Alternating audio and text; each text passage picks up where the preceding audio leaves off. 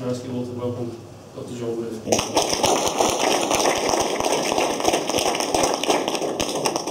Well, thank you very much. So, the medical doctors start their careers, I suppose, with a do no harm.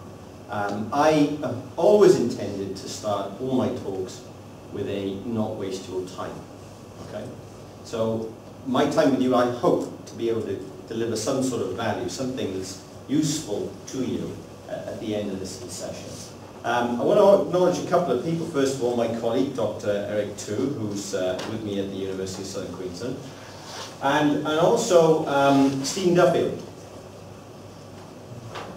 Now, Stephen, really, it's his research that I'm the front man for this, okay? So it started because I was on sabbatical last year in the UK, and I toured around quite a bit and did quite a few talks there at their professional institution and in unis. And Stephen had just put a paper out at the time, so we used that paper as the talk. I ended up sort of giving the talk, and then here I am with the presentation. So, the model I'm going to be talking about is Stephen's model. Okay, and it's Stephen that's doing the research in this. So first of all then, let me introduce you to my smorgasbord of, because the model that underpins this is called the Swiss cheese model. Okay, see where I'm going with this? Cheese platter, Swiss cheese. Okay. So, what I want to try and do is, let me first of all overview the whole thing for you. I'm going to introduce you to this model. Now, the model, what's the model for? The model is really to structure a conversation around it. Because there's a lot of models out there, I wouldn't actually call them models, they're just sort of drawings, lots of circles and that sort of stuff. And it's really hard to have a meaningful and decision-making conversation about a drawing which is just loops and circles. So that's what this does first of all. It allows people, and this is what Stephen's been doing with the various people involved in this project, is enabling a conversation to happen about lessons learned. So what's happening here is there's organisations and they're running projects, and the intention here is to use these projects as data streams, if you like, information that comes back from these projects. And the intention is that we learn some lessons so that tomorrow when we go out and we run projects, we do it better than we did yesterday. Does that make sense? Now, what I need to do first of all then, before I talk about this model, I'm going to give you a quick look. It's not an Agatha Christie book, this. I'm going to tell you the end at the beginning. Okay? I'm going to show you the model at the beginning, and then I'm going to show you how to get to it. Now, because the model isn't just something that Steve's made up. The model is based on a couple of things. One, it's based on how natural organic systems learn. So how we learn, how community of ants learn, how human society learns, that sort of thing. And second, we need to be able to tackle the concept of knowledge. When we talk about lessons learned and knowledge management, what do we actually mean in a real practical way? Okay? So what I'm going to do is this. I'm going to start off, I'm going to show you the model, then I'm going to talk about a little bit about perhaps the traditional ways that we see knowledge management, lessons learned. Then I'm going to start on this journey which is about reconceptualising project knowledge management. So hopefully when you leave here, my value proposition to you is that I've infected you with some sort of different way of thinking about the role the project plays in organisational learning. Right? Now, I need to get to that by looking at a couple of things. First of all, I need to tell you a little bit, we need to have a talk about networks and how networks work. And then, we need to talk about how networks contribute to the whole idea of knowledge and the distribution of knowledge. Okay. Happy with that? I couldn't see that really, could you? Okay. So this is the model. So basically it has some simple, I mean the shorthand term we use for it is the silk model. We've got these little sort of strands of silk, these lines here. This model didn't come from nowhere, as I said. First of all, it's based on the idea of how natural systems learn and capture knowledge. And second, it's a variation on a model that's used in aviation, safety, and accident prevention systems. Okay, it's called the Swiss cheese model. So this is a slight variation of it. Basically, what happens here is in the normal Swiss cheese model, what we're doing is we put in place systems to prevent things from happening.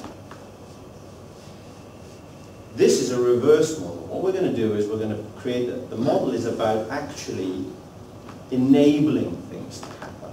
So what do we need to put in place to make sure that the great stuff that we did yesterday on the project, we make sure that we replicate next time. Okay? Okay, so I will come back to the model. So the next thing then to look at, if you Google things like knowledge management, lessons learned, knowledge capture, you get all sorts of, I mean there's all sorts of terms, they're interchangeable in some sort of way. You'll get all these sort of images, pyramids, circles, people looking worried and nervous in some sort of way. This one is knowledge capture. You know, what does knowledge capture mean? Is it a book? Do we somehow get to the end of a project and then write stuff down in a book? Perhaps many people do. There's sort of brains connected to laptops. I have no idea what any of that means. And this is the trouble. We end up having these models, these triangles, these people climbing cliffs. This is to do with project lessons learned. Cartoons. Cartoons are an interesting way into showing us how we have problems with this whole thing. You know, we need to inject humor in some sort of way. You may see it more familiar in terms of documents or templates. So the people deal with these largely about, you know, you finish a project and you've got some sort of, there's lots of heads nodding, you've got some sort of template that's filled out and it says things like description of what the problem was, what's our improvement strategy. But the trouble is people become disengaged with this because you end up filling out this box and you know nothing is going to happen. Right? So really, you know, what's the point in going through this process? Well, it may be part of a completion or sign-off protocol that you've got that you have to fill out this form. And somehow it goes somewhere. Well, it's therapy, John. It's therapy, could be, yeah. So what happens now is, you know, and you think in real terms, where does this go? This may go into a folder. This may go onto an H drive somewhere. This may go into a SharePoint file. Right? And then in some way, when you start the next project, it's the onus is on somebody else to go and have a look at this and then try and deconstruct what's in there, because it may be a lot of rambling from somebody. Because this takes time, this takes effort. So, what I'm going to show you is, I'm going to introduce you now to networks. So, this is how the discussion is going to go. Well, the discussion is coming from me, really. You're not involved in it yet. Right? But what happens is I'm going to talk about, we'll wander off for a second, and in about 10 minutes you're going to think, what are we listening about again? What's this all about? I'm going to come back on track. And we need to go off, and we need to learn about something first before then we bring it back and look at it in the context of projects, okay? All right. So networks. Now, what I hope, one of the takeaways that I'd like you to go away with when you leave here is a new set of lenses to see networks, to be able to observe them, because networks are everywhere. You just need to be able to see them, right? So, first of all, I'm sure, you know, when you jump on an airplane, you see these sort of things in the back of a Qantas type magazine. But first of all, let me just look at this. So this is a network of roads. So if you were to look at this network of roads, and then if you were to plot, so on this diagram here, what I've got is the frequency, that's up on the y-axis, and then along here on the x-axis is the number of roads going in, major roads going into a city. So you can see from this diagram here that on average, let's say there's a number 4 up there on the top, on average there's 4 roads going into major cities, north, south, east, west, that sort of thing. Right? So there'll be an average number. But this is very different. This is a different network. This network, you have these what are called hubs, these super nodes. So you've got various airports here where, again, if you did the plot on this one, you would find that a very small number here, ones and twos and threes of them, have huge connections, enormous amounts, disproportionately to the rest. But then you have more and more, many out here, which will just have one or two flight paths in it. So this is now a network. This is more of what a natural network builds up like. This is what the internet builds up like. Okay?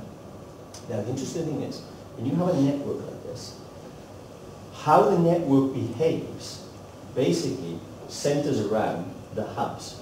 You can knock out small ones. You can knock out the small ones and nothing changes. We can always roof planes. But you knock out one of these big ones here and you cause a problem to the network. And we saw, when we had 9/11 and we sort of started shutting down big chunks. Or when we had volcanoes in Europe, and that again knocked out major hubs like London and so forth. Now, networks, the interesting thing about networks is you see them all over the place.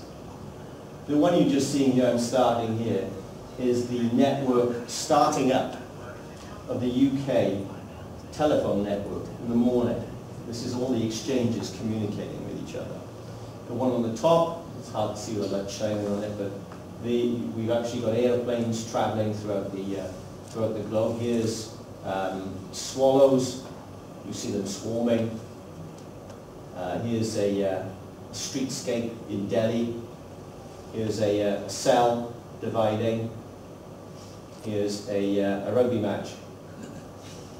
Back in the 1970s when Wales were actually, I think that's the Barbarians they're playing. Anyway, but the point is, look, what we've got is that the network is built in a particular way. All right. So, for instance, there is a set of rules. If you stand back from a network, what looks like complex, unpredictable, even chaotic behavior, it's not. It's orchestrated behind by a set of rules. They're playing out in perhaps unpredictable ways, but nevertheless there's a set of rules that underpins it. Another important part is that there's clones. There are copies of each other. The airports are all the same. Right? They all have runways and they've all got departure latches. On the rugby team, you don't look on that rugby team and you don't see the odd soccer player banging around in the middle of it. It just doesn't work. Right? They're all the same. They're all of the same type. Same here. We got ambulatory people. We got people walking around. You got cars, things on wheels. When you look at the bird network flying there, again, they're all birds. Now, so what happens is this. Just talking about the birds thing for a second, you have a simple set of rules. If you were to look at a bird, if you were to just grab the bird there, you would know nothing about how that thing flies in a large flock. No matter how much analysis you do on this thing, you can't tell unless you get 400 of them together and let them go. And then you see that there's some very simple rules. That's all they are. For instance, what they do is they match the velocity of the other one. They keep a distance from the other one, on average. And they also dodge things if they see something in front of them. Now, when you just let them all go, they all stay together because they match each other. All of a sudden, a large clump looks like something that's in front of them and they move. So you get this huge, complex behavior out of just 3 or 4 simple little rules. So what we've got here is we've got, and this is what I want to start talking about, is knowledge. You see, knowledge is distributed across this network. Know-how. Know-how of how to avoid predators is distributed across that group of swallows. Know-how of how to win that rugby game is distributed. It's not in one person, it's distributed across a group of people. Okay? If you were to ask the question, where is the body of knowledge of project management? You would find that the answer would be that it's not in a book. But the body of knowledge of project management is actually distributed across you. right? Because if you just get somebody to come out here, they've got a problem in managing their project, watch how this works. If you have a problem that you're dealing with in your project, and you came out here and you were faced with two things. One, this group of people. Two, the PMBOK guide. I would guarantee you that you would find your answer not in this book, but you would find it from the group. Okay?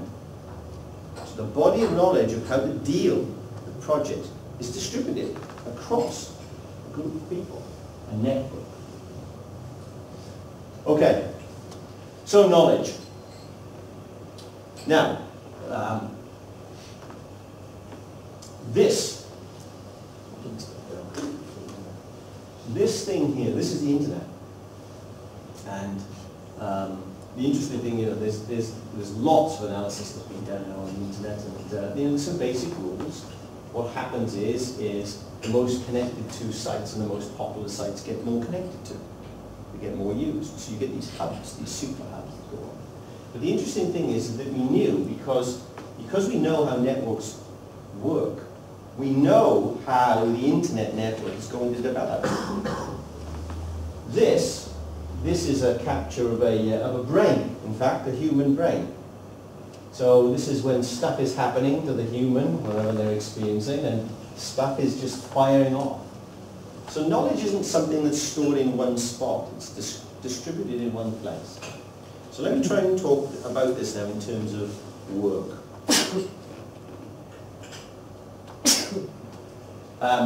Adam Smith, he was around in late 1700s. He wrote a book called Wealth of Nations. If you really want to send yourself to sleep, you can read it. He does warn the reader at the beginning, and this is going to be a long haul, so buckle in. But nevertheless, if you read it now with today's knowledge, it's an incredibly insightful piece of work. For instance, he starts to talk about, even though he doesn't use the language, he starts to talk about networks. He talks about price, and how price moves, and how if you move the price of one thing, eventually the price of the other thing over here, you know it's way, way not connected. Doesn't seem to be. Will move. Sort of like, you have a net with all knots in it. If you pick one up, it starts to drag all the others along with it eventually. The second thing he talked about was the division of labour. And when he talked about the division of labour, this was, I think, a really great moment when he encapsulated really what I've been talking about. So he talks about a guy making nails, a blacksmith making nails. And he's making them because locally they're making a ship somewhere. And he'll be selling them to the market. So he'll make these nails, and he'll perhaps make 200 nails a day. But there's a market demand now. People are building, they're being more productive, they've got more people working on the ship, they want more nails. He needs to up the nail production. So he'll employ another person. Now, if they duplicate their work, they can produce 400 nails. But there's a problem with duplicating work. There's an inefficiency with it. Because I'm on the anvil here at the minute, and then I'm going over to the fire and I'm stoking it. You're getting in the way, I'm getting in the way. So I tell you what, I'll stay on the anvil, you stay over on the fire. And you do the first bit and do the heat, I'll do the finishing off. And we divide labour. Now when we divide labour, a couple of things happen. One, I become a specialist. I become better and better at doing what I'm doing. Better than you now, but you're becoming really good on the fire. So what we start to see is we start to see the first part, when labour is one. Now I'm producing, let's say I take on the same another person, we can produce 400, but if we divide labour, we can produce about 550 nails. More than the combined efforts of the two of us.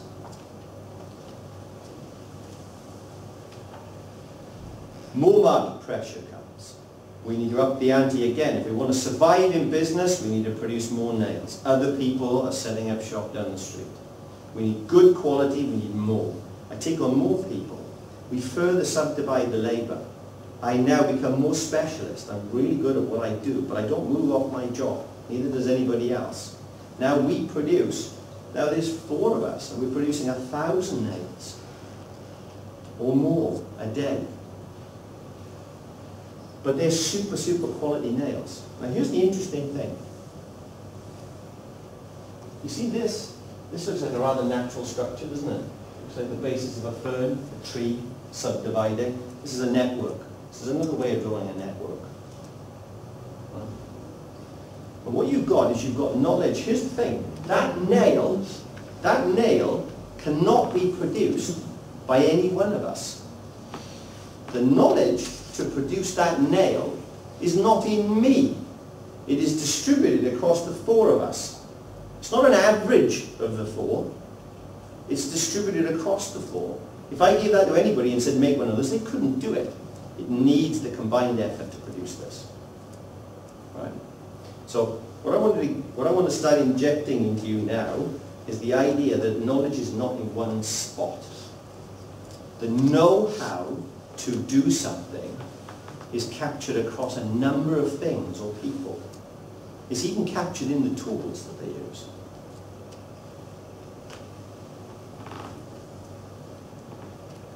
All right. So when I came to Australia, I realized that Australia should never have been called Australia. It should have been called Ant World. Billions of them. But the interesting thing is that you start to see some interesting, when you look at a natural system, there is a division of labour that goes on in a natural system. It's not orchestrated. There's nobody in charge. Nobody in charge. Even though, it was the Victorians, I'm sorry. I don't mean the people living down south. I mean, even in the 19th century. They came up with this idea of, queen ants, queen bees, soldier ants, so just thinking about the British Empire and so on. No ant is in charge of this whole thing, yet this huge formation happens. So you get one ant and you put it on the table and nothing happens, it just walks around. You get 20 ants on the table, nothing happens, it just walk around. You get 400 ants or 4,000 ants on the table and they start solving a food sourcing problem. They just do it. Just the interaction of these things. Now, so what you've got, because these things replicate over years, you've got a know-how of solving a problem captured in the design of these little things. And where it's captured, you've got to do it tiny. It's only a tiny, small set of rules. The rules to model these aren't complicated at all. If you watch them, I've sat there watching ants. There are researchers that paint ants. They paint ants and watch ants. But what we know is that they do a number of simple things. They wander. They follow this pheromone trail, for example. They'll follow it along, and if they meet another one, they'll exchange antlers together, and then they'll keep on following it. And the interesting thing is, you watch. You just take your hand and knock a few of them out of the way. If they don't find another one within a few seconds, another program kicks in, and that's called wander off. And they do, and they wander off and they start foraging. So there's some simple little rules, but these rules have been selected for over years, okay? So it's a complex system, the know-how, the knowledge of solving a problem is not in one, it is distributed across many.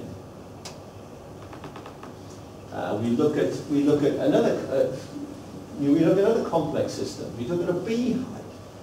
There's a whole, we talk about work, you look at the roles that these things do. They're cleaning, they're looking after things in the nursery, they're all, again, also our version of what we think that they're doing. But the interesting thing is that dependent on, the bee changes its role depending on how old it is and what pheromones are around at the time. And that's all regulated by how much pollen comes in.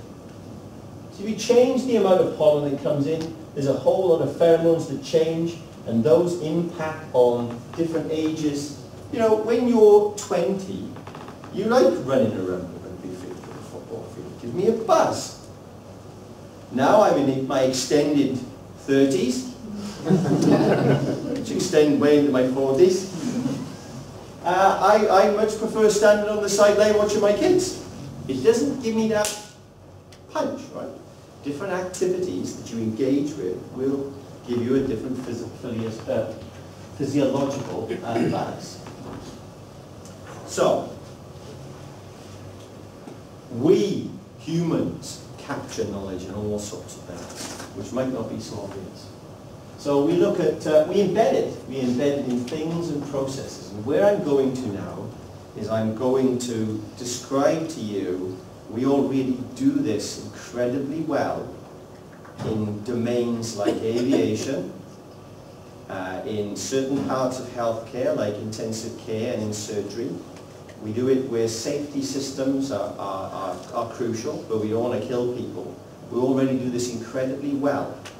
Why don't we do it in ordinary organisations and with projects? The know-how is already there. So let me give you some examples of this. Here's another way to think about signs. Signs are rememberings, to use Winnie the Pooh's sort of language. Signs are rememberings of past wrong directions. I mean, that's why we have a sign. Because in the past, people have gone the wrong way. Or, if they'd never been there before, they would go the wrong way. So we embed knowledge of things in things. We put them in. A sign is one. In intensive care, so if you look at, next time you happen to be hanging around in a hospital department, just have a look at the connectors of things. I mean, we're even doing it now on technology that we use here. Things get wrongly connected. Lights go out, power shortage, whatever happens, and people connect wrong things to wrong things. They put the oxygen to the CO2 or whatever it is. It's not good. So we stop it from happening by making connectors that do not connect. You can't connect this one with that one, not only because it's a different colour, but because the connectors don't match. You couldn't do it if you wanted to. Not only that, we even put a different shape and a colour on it, so that even if the lights went out, we could feel. Again, it's a remembrance, it's an embedding of knowledge of past misconnections. Do you see that? That's what that is. So what we're doing, and I just want to introduce some language now that I'm going to talk about in the Swiss cheese model, is we are embedding what's called a defense layer. We are actually stopping people from repeating mistakes. And this is an interesting point, and Steve draws this out in his paper, and it's probably worth talking an awful lot more than I'm going to give it in a second. But the term that's often used is that there is this just culture approach, and that is that there's this honest and upfront idea that I've done something wrong and it could have killed people. But there's a second part of this, and that is that it's not my fault. Now aviation will look at this from a point of view, and instead of talking about, in the community we call it pilot error, but in aviation they'd be talking about that there was why was that pilot allowed to be put in that position? We need to put a defense layer in place to stop them from ever getting in that position again. So this is the embedding of knowledge in things. We already do this. We already put knowledge in things. And consciously, if you go into an operation, so for instance, we're briefing the patient about what's happening. We may have a protocol in place now, and that is an established practice. We don't want mistakes to happen. So we'll have two people, not one. We may be briefing the person about, you're having an operation, what's your name, and so forth. You're having an operation, yes. What's the operation on? I'm having a replacement knee joint. And they say, all right, here's a pen. Could you put an X on the knee that you're having the operation on, please? Right? Because 15%, 12% of people are in hospital because of hospitals. So but what you're doing is you're putting in place a practice that's a remembrance of past mistakes that stops them from happening again. We don't put the burden on this person to decide which knee it is. Yes, they do know, it's written on the chart, but you also, another defense layer, is to get the contribution of the patient as well. You don't want them waking up and thinking, hang on, that's the wrong one. Here's an aircraft taking off. All set. Let's go. Just want you to pay attention to it. This is a 747 taking off. Max right.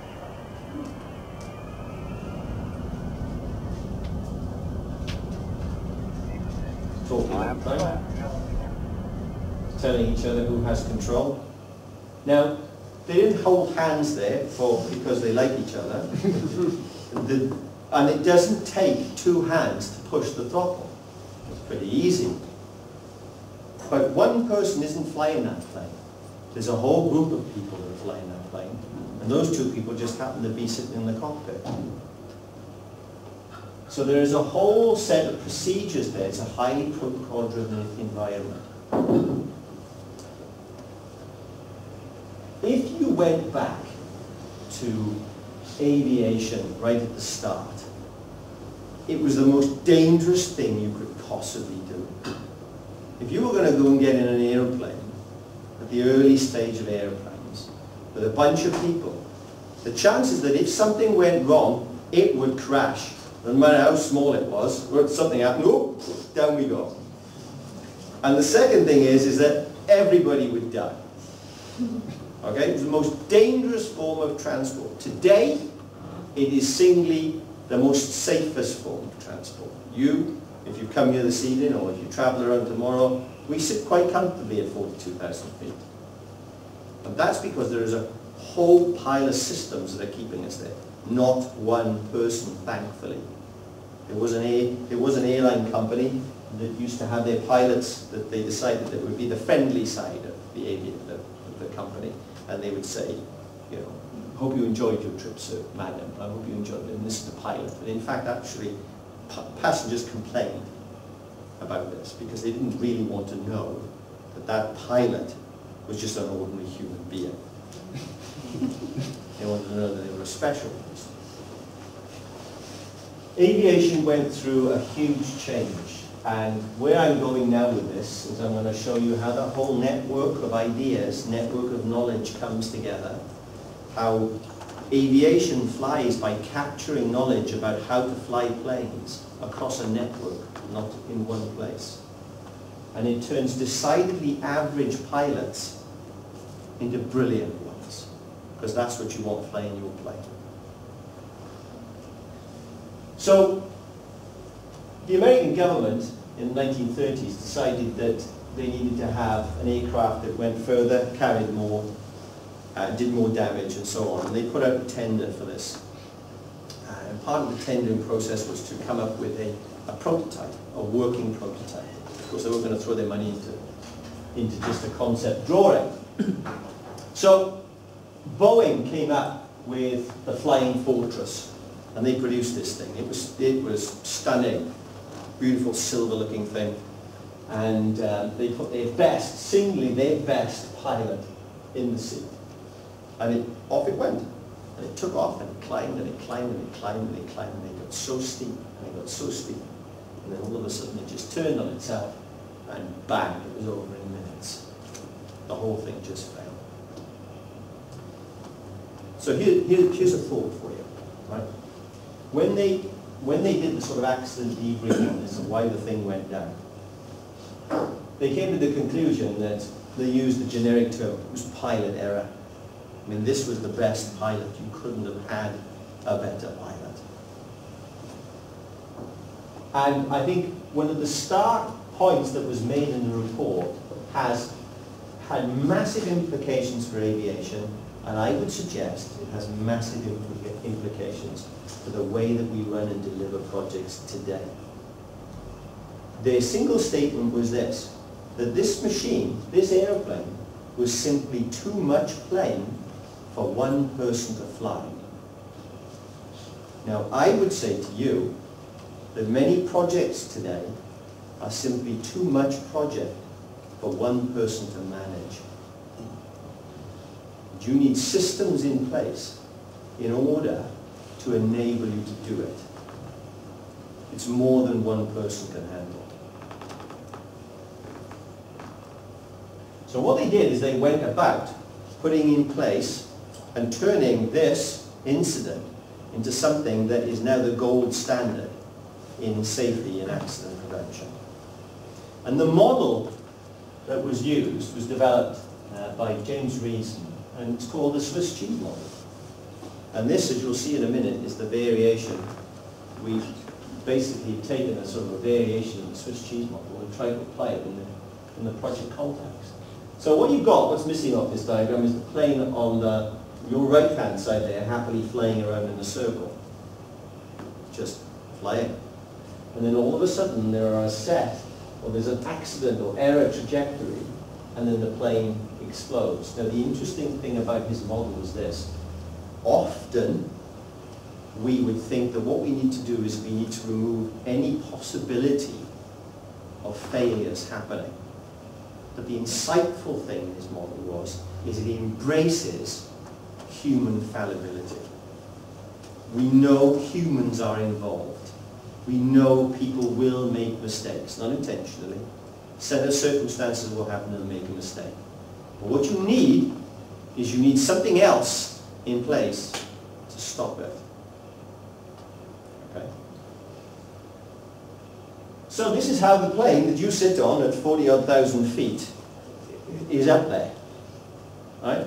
There's a whole pile of slices of cheese. There's a whole pile of what are called defence layers, which are put in place, and they happen right from the manufacturing side of the aircraft right the way through to the flying of it, and the protocols that are involved in flying the thing when it's up there in the air. Okay? These are called defence layers. So what they do is they take into account that holes will open up in these defence layers because people are involved. And sometimes the trajectory will come through one of the holes, but it'll go bang into a defence layer here. And hopefully, if there is an error happening in this defence layer, it's happening somewhere else. And they won't line up.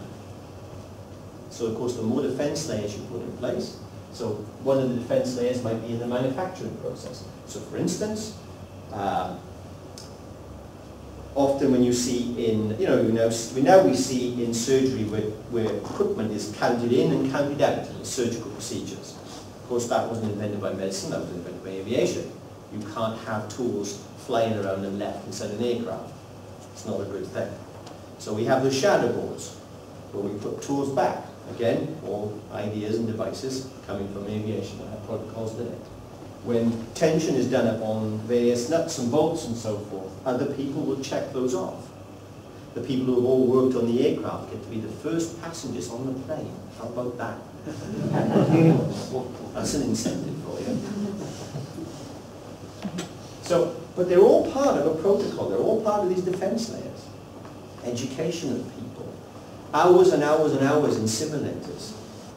All part of the defence layer. So, what you've got is you've got an aviation department. We've got a business here that's flying these planes like a flock of birds, right? But they all work on these simple local rules. Now, these local rules are imposed. I mean, the plane, people have been toying with this, mind you, as in giving autonomy to the plane and letting them fly like a flock of birds. But what happens is we impose the rules on that plane by the procedures we have. Now, this is what your company procedures are. This is what they do. They impose a set of local rules onto the entity that's called the project. All right. So let me zoom down now and have a look at an organisation. And then what I'm going to do is I'm going to start easing from all the stuff that I said about the network, about knowledge, and I'm going to start introducing you to this model and how this works. So first of all, let's have a look at the modern organisation. So here it is. Here's the front line. This is where we do battle. This is where we do battle with other organisations. This is where the PMI battle the AIPM, right? There's some sort of front line here. Now the way we do it is in two parts. First of all, we do it by our products and services. So all that stuff up there on the top, that's our operational part. That's the product and service that we deliver out to the marketplace. The resilient, the adaptive part of this is we have these other things called projects as well. Now these projects work in two different ways, mainly. One, they'll be speculating on new products and services, or they will be looking at process improvement of the main production line. So some of them will live out here on the front, and some of them will be going back in here to try and improve, get better bang for our buck and efficiencies in the main part of our business. Okay? So that's what they are. We call them projects. That's what these packets of wood we call them. Now, what we've got here is there's a bit of a breakdown that's happening.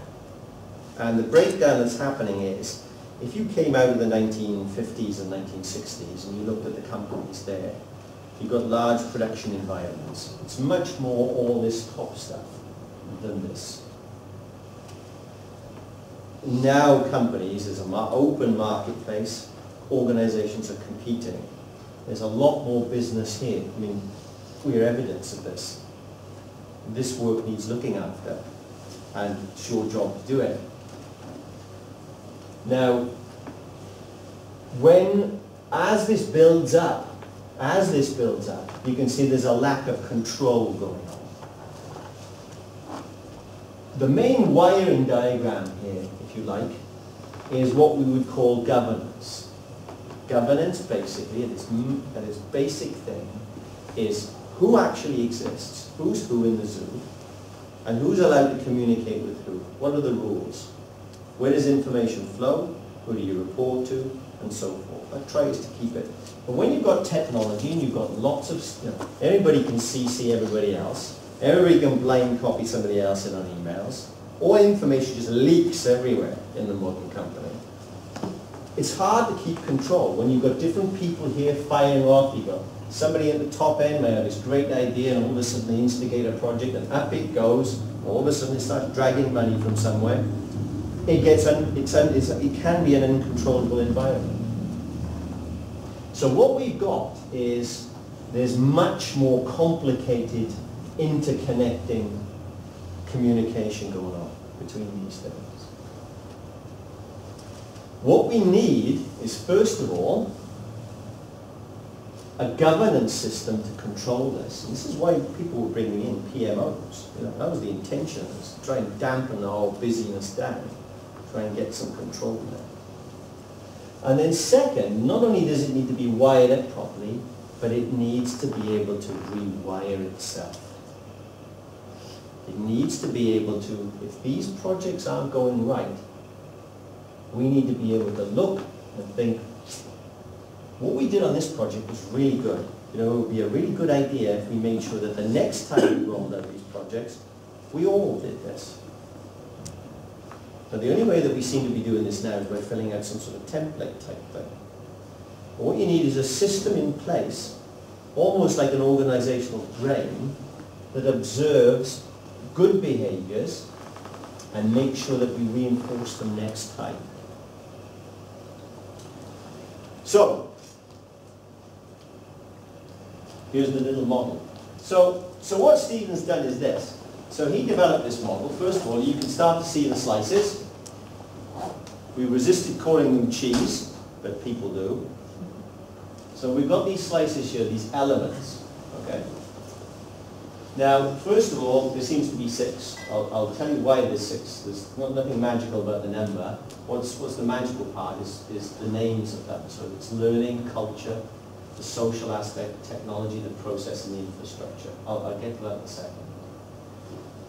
What this model talks about really is, here's the organisation stuck over here, and here is a project. Every project is a plane. So every project that leaves the door is like a plane leaving off the runway, and it streams back data.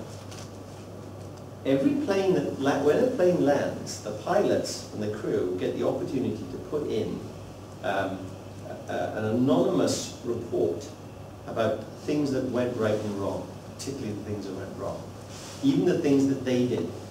They don't want to get on the plane again and do the same thing, and next time it all comes crashing down.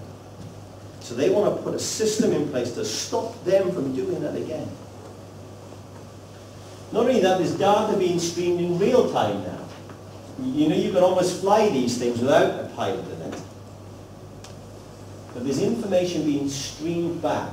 So, just for a second, think about aviation and then use the metaphor for your company. Every aircraft that leaves the airfield is an opportunity for the aviation business to learn how to fly and run its aviation business better tomorrow.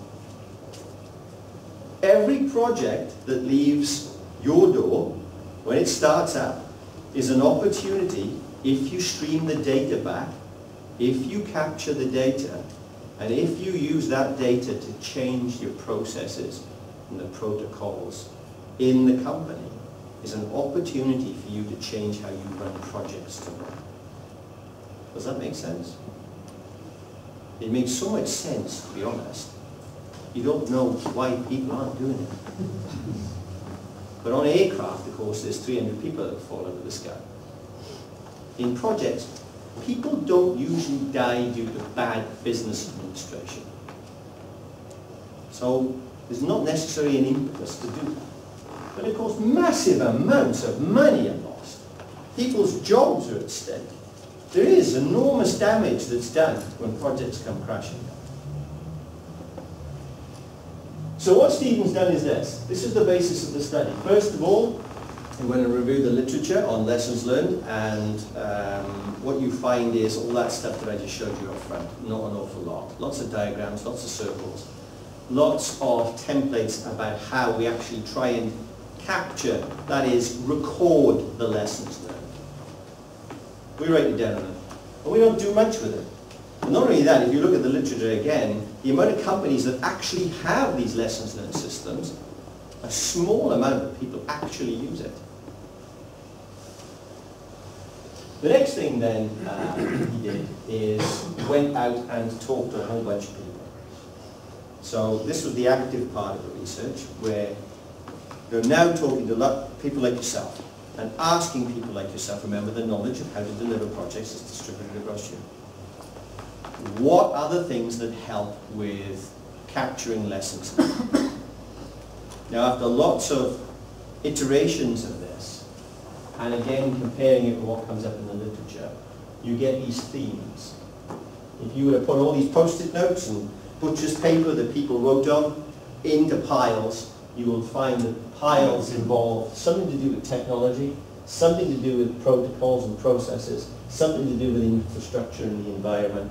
Other parts are to do with the social aspects. I'll explain a bit more in a second, the cultural thing and the individuals, the learning. So quite simply, it's whether these people were skilled, whether they were kept up skilled, whether they were skilled people, and they had the right skill to do the particular job. The job is what they actually do, the role that they fulfill. And this is how they relate to each other. Another part of this then, now you find that all these then support these are the humans. These are the humans here. And you've got this culture that's working together, distributed knowledge across it.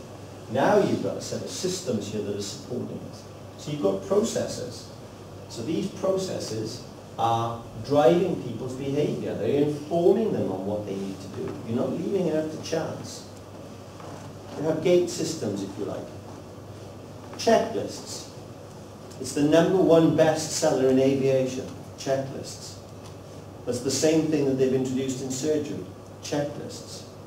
The amount of incidents reported because of damage done during surgery was down enormously. Proportion, huge proportion, not a small amount, an enormous amount, because of checklists.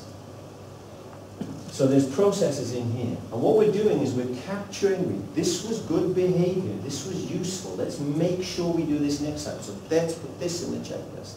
Let's put this process in, make sure we follow it. Infrastructure, a particular environment. We're aware of the environment that it happened in, and we make sure again we reproduce this. The technology enables these things to happen. It doesn't get in the way of it.